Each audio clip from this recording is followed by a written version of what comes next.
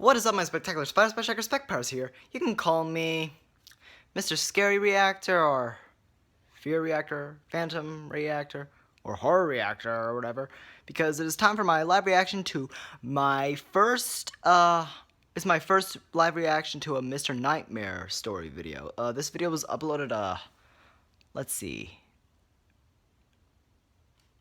Oh, wrong button, sorry. Almost a year ago. Just 11, a little more than 11 months ago. And yeah, we're gonna react. So here we go. Hope you don't have goosebumps, because it's gonna be a bumpy ride.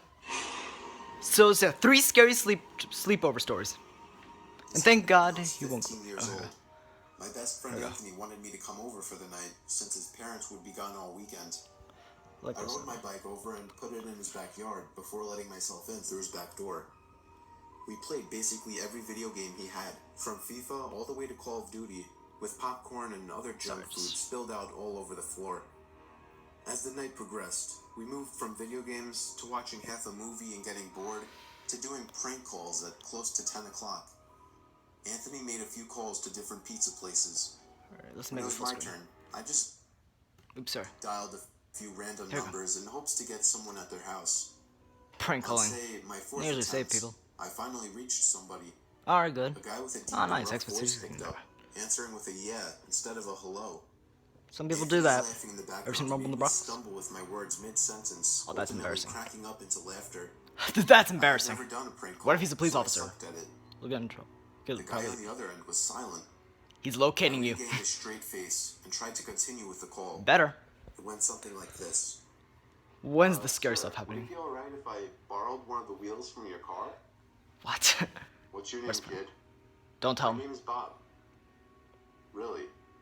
You sure it's not Anthony? Wait, what? Like a brick. Holy shiz. Up at Anthony. How do you know his name? Was noticeably full of fear. He's Ultron. I hung up the phone, not wanting to be on the line with whoever that was. Smart. For another second. He could be locating you. Just hang on. Anthony. Don't call back. Who the hell was that? I asked him. I don't know, he told me. Does your caller ID info display your name or something? No, it shows my dad's name. Maybe he knew the dad. And he's like, oh, Anthony's son? Some research, trying to figure out how it was possible to get someone's name through their phone number. Alright, Yahoo. It didn't make sense how he could get Anthony's name so quickly. He was way too young at the time to be on any of those personal information sharing websites. We ended up asking a question on Yahoo Answers, since no one had a similar experience. The question turned up no answers. Well, gotta wait a while. I suggested he call his dad, but he said he wasn't supposed to have anybody over for the weekend, so he didn't want to call. Dude, I would have called if I were you. It's the right thing to do. So we just resumed whether you get grounded or not. That we hadn't finished from earlier. What? Scary movie? Scream? Right after the phone call had left my mind, me and Anthony looked at each other when we heard his front storm door opening, and then the doorknob to the front door began to turn. I'm getting the chills right now. It only was able to turn about halfway before the lock restricted it. That's smart. Lock it. Off the TV, and I Even went if the over alarm's to the on. window to see who it was. I spread the Even blinds if the alarm's open. on, man.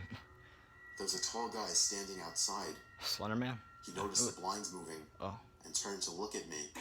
Oh, I practically threw the blinds back into place. Me and Anthony hid in the kitchen, listening for any more noises. We heard the sound of the gate to the backyard opening, as it was right outside the kitchen window. Not good. God damn it, I said. I forgot to shut the back door. Anthony urged me to run and shut it. I made it to the hallway leading to the back door and froze. There was a silhouette standing outside the back door. Oh, I would have been. I don't think he noticed me, but he was surely looking into the house. Oh, I can't. A silhouette. I opened the door and stepped inside. That's not preview, people. I tiptoed to the kitchen and motioned for Anthony to follow me upstairs. We made it to his room as quietly as possible, pulling the door shut to avoid making any noise. Can you lock it? We crawled under his bed. He had cloth covering the bottom of his bed, so you couldn't see anything under it. Still, that's kind of too obvious. After you see a couple scary movies, you'll understand. The doors downstairs too obvious. all opened, each one getting closer to the stairs. Thumps finally began up the stairs, and he was right outside the door now. If only superpowers existed. Oh shit! I got a bad feeling about this. Anthony's breathing. It was too loud. Footsteps moved over to the closet, and then the closet opened. I could hear the coat hangers being slid around as the fabric of the jackets and coats rubbed against each other. I can imagine. Footsteps moved over to the bed and stopped. I felt like my heart was about to explode out of my chest. He's setting them up. He's trying to make Anthony's them think breathing he's was too gone loud. and make him get out. I had to cover his mouth with my hand. Don't breathe too much. Nothing but silence in the room now. He's on top of the bed. bed. So long, I almost thought he wasn't even in the room anymore. Don't get out. I moved He's setting my you hand up. away from Anthony's mouth. I've seen too many horror and movies whispered in his ear, like "You think we can make a run for it?" I would stay in longer. He was about to answer when the most disturbing, memory-haunting scream I'd ever heard filled my ears as Anthony was seemingly dragged out from under the bed. Oh my god. No. I pulled out and saw him struggling with the man. Struggling with... I desperately looked around Save for him. anything to use as a weapon. I settled with the screwdriver sitting on his nightstand. I hurried over to the man and drove the screwdriver into his back. He let go of Anthony as he let out I would have stabbed in the eye. giving us time to get the hell out of the house. Running onto the road would give away our position too easily. It would take too long to make it to his neighbor's house. How far is Drove it? for the Do tree you live in line the hilltop like woods McGraw? and took cover behind a bush, watching the house. The back door Keep opened. going, keep going. You might have a sidekick. Looking There might be around more the than one person. backyard. He then looked out to the woods. I felt his eyes pass me as he scanned through the tree line. It seemed that it was too dark for him to see us. Then, he turned his head back in our direction. I ducked behind the bush. "Joe, he's coming." "What?" "Dude, get up, we gotta run." He was right. The man was approaching us fast. No, come on. How could he have seen us? That's what I was about to say. We ran through the woods with the leaves crunching under us, giving away our position. When Anthony tripped over something, I crouched down with him, hoping we had Better run be far behind another enough. bush. A couple trees. Not even 20 seconds later, oncoming footsteps from the direction we were running from came fast. Oh, They no. slowed down only 2 trees away from us. As we lay Another face jump down scare, in the please. leaves. Moments later, the footsteps take off in another direction. We waited Why? until we could no longer Setting you hold up on again. and took off back in the direction of the house. While running, over the sound of leaves crushing and my heavy breathing, I could swear I heard leaves crushing from behind us. We made it back to his backyard, into his house, and this time remembering to shut the back door. Oh no. We were now able to call the police. Anthony stayed on the line with them, while I patrolled the back windows, making sure nobody was out there. It was so dark, they though, don't- I couldn't see anything. So I did something that seemed stupid to Oh me. no, another jump scare? I turned on his backyard lights, and immediately in the distance, over by the woods, I saw him, standing in front of a big tree. He turned off back into the woods and disappeared out of sight. That was the last time me or Anthony ever saw him. I would be lying if I told you we heard the occasional knocks at our windows or something cliche. No, that was it. 5 years have passed and nothing has 5 happened. years. Oh. Do I wonder I felt like if there 5 years ago, somehow linked to the it was prank call? yesterday. Maybe. From at the time of this recording. Does it make sense? Not really. But yeah, this was the story of how me and my still best friend Anthony almost died during a break-in. Oh, I can imagine. Never happened to me before. Hopefully never. There have been robberies in my town, Me though. and my I'll wife I'll have had tell you a about that fair later. share of arguments. But there was this one night that she wouldn't stop bitching over the stupidest shit. It got to the point where I forgot to put the toilet seat down. I did that to my little sister one time. With a Accidentally. ear-piercing voice that I just couldn't take it anymore. I called my buddy Paul up, and he Felt told like me I could yesterday, crash actually. there for the night. I Paul was exhausted. McCartney. I didn't need to From deal Post with my Star. crazy wife at Sorry, the time. itchy eyes. Allergy season. Paul had a huge house, which Oh, was another thing effing my A. wife always yelled I at forgot to me take my about, allergy pill. how Alright, let's all my concentrate on friends this. have nicer houses than us. We had a few beers. So yeah, we'll get had into a the detail of the bro chat. robberies in my town later. He suggested I stay there for as long as I needed, but I assured him I'd only stay for one night. I didn't want to be a bother. I slept in one of his guest bedrooms. Surprisingly, he has 3 guest bedrooms, but has only needed to use one of them there so must far. be more in Wayne He never Manor. uses the other 2 bedrooms, and only plans on using them for a party or something like that. All 3 guest bedrooms in the house are lined up next to each other, while Paul's bedroom is across the hall. Paul It's a McCartney. good setup for sure, but it let me hear strange noises coming from the next room over. I assumed it was Paul doing something in there, but it quickly got annoying, so I decided to just walk over and see what was going on.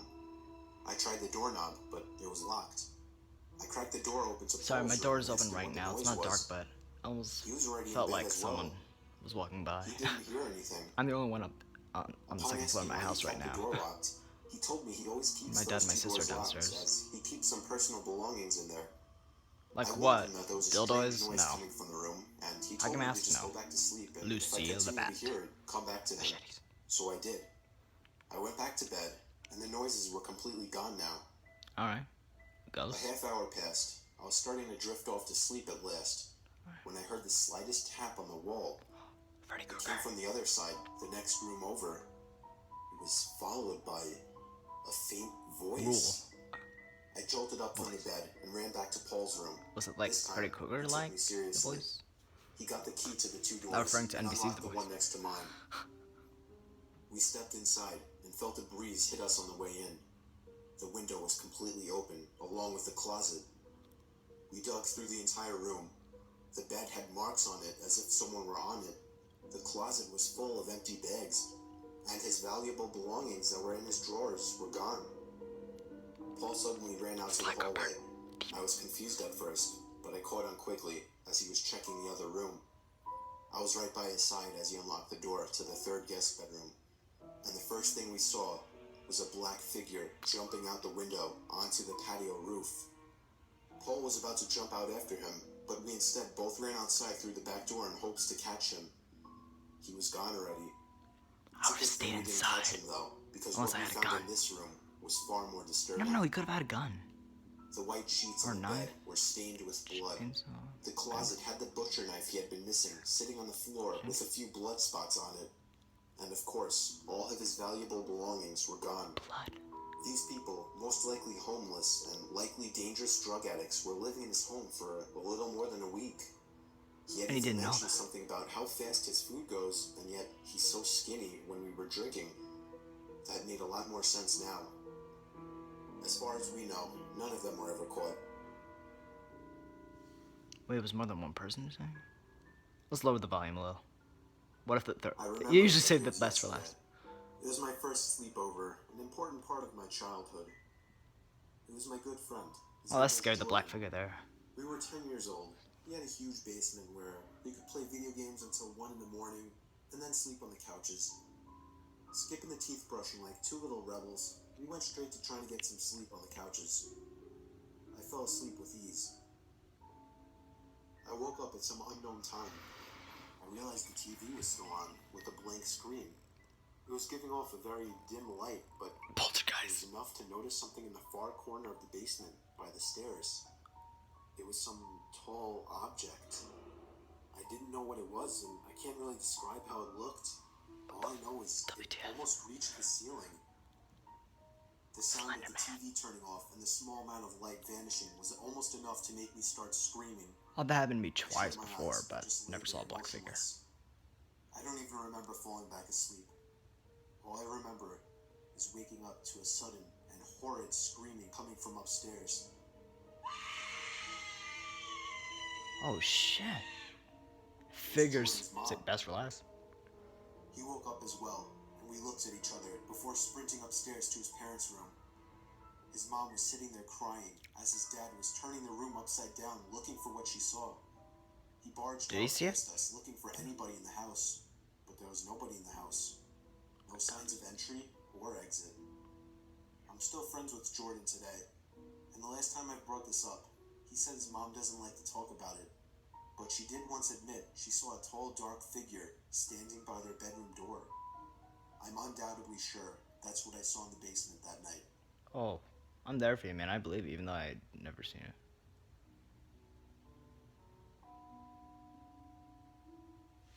Oh, that's it?